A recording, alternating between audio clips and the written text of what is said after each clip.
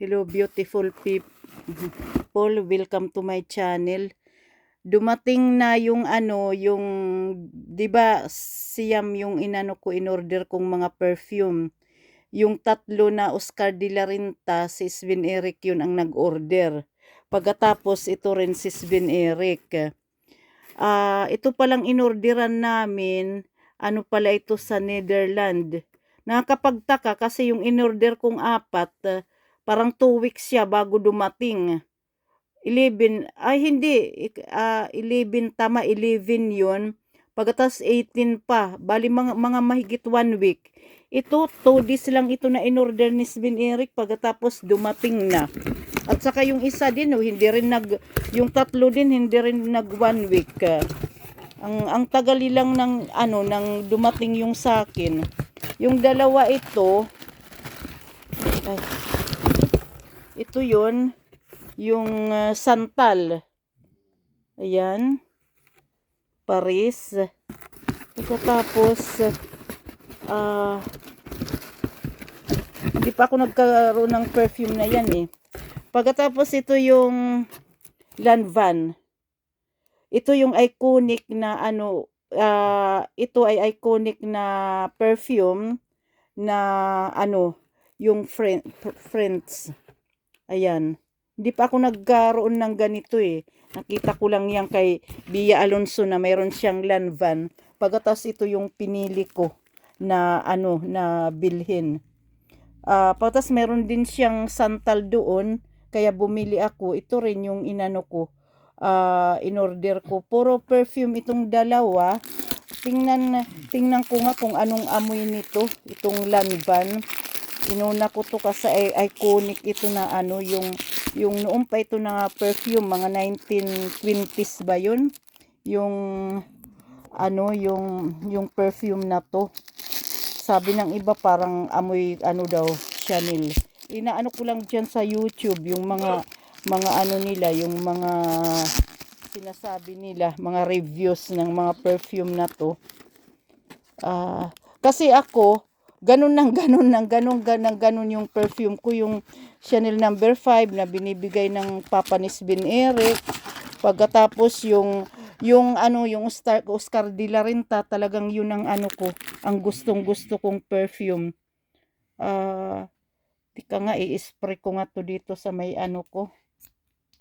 Ayan, isang spray.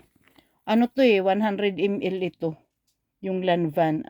Aywan ko kung paano itong i-pronounce. Hindi ko alam mag-pronounce niyan, kaya hindi na ako magsasabi. Ayan. Mabango siya. Yung amoy niya, parang parang bulaklak. Yun ang amoy niya. Kasi, yung yung Oscar de la Renta na binili ko, yung Esprit de Oscar, at saka yung isa pa, at saka yung dalawa pa, yung Sol, yung Sol ba yun? Yung Eau de Toilet yun. Pagkatapos yung dalawa puro perfumes yun. Pag in-spray mo, para kung walang wala kong masyadong maamoy ba. Pero nung magtagal-tagal, after mga 1 hour yata yun, doon ko na siya na aamoy na yung Esprit de Oscar. Gusto ko pa talaga yun mag-hoard. Gusto ko magbili pa ng yun. Kasi nagustuhan ko ang amoy niya, na magandang amoy yun. Kasi yung araw nga na yun, hindi nga ako naligo kasi aanhin ko talaga kung anong amoy. Biro mo yung pag inispray ko yun after 1 hour. Pagkatapos dito rin yun sa ko, sa may mga kamay ko. Yung amoy niya parang yung akala yung fresh ka ba, at saka yung kahit hindi ka naligo, parang talagang ang bango, at saka parang magandang i-perfume yun kahit kanoob na papa. Yimayti din. Upna is nila. Din. Pag inano mo siya, yung binuksan mo siya, Yimay. Ja, min Yimay diri dan upit. Jag vet inte hur man gör. Ay, herregud. Di daw niya mabuksan. Kasi yung kamay ko na dito sa, ay ito yung santal na to. Yung ano na yun, yung Oscar di, Esprit di Oscar, ano yung, after 1 hour talagang nagustuhan ko yung amoy niya. Gusto ko nga mag-hoard noon eh. Kasi, hindi siya yung, siguro paghalikan ka, doon lang maaamoy. Ang amoy niya, yung talagang, ano, yung fresh ka, at saka yung ano, yung parang yayamanin, kahit ka naman hindi mayaman, parang yayamanin. Pagkatapos yung taga roon sa'min sa Mualbuwal na katapat ng bahay ng ano ng lolo ko, lola ko ang ano yun, yung may-ari ng lupa.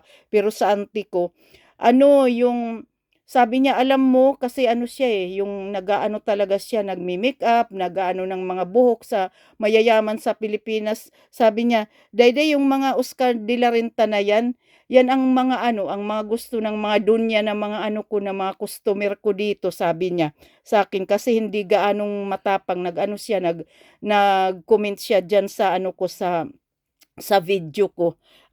Yun. Gusto ko ng amoy na yun. Kasi sabi ko nga, nung i-spray ko, parang hindi ko maramdaman.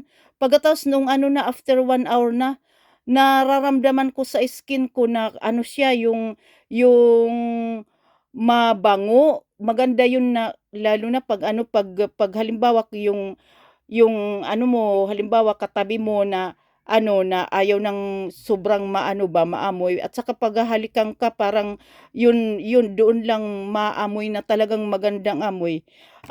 Ito yung Lanvan, ito ngayon aamuyin ko uli. Bulaklak ang amoy niya. Pagkatapos ito namang santal, titingnan ko kung anong amoy nito, kasi nakita ko lang talaga to kay Bia, tong Lanvan at saka santal, kasi nanood din ako ng mga ano nila, mga video nila. Diyan ang inispray ko. Ayan yung santal. Diyan ko inispray.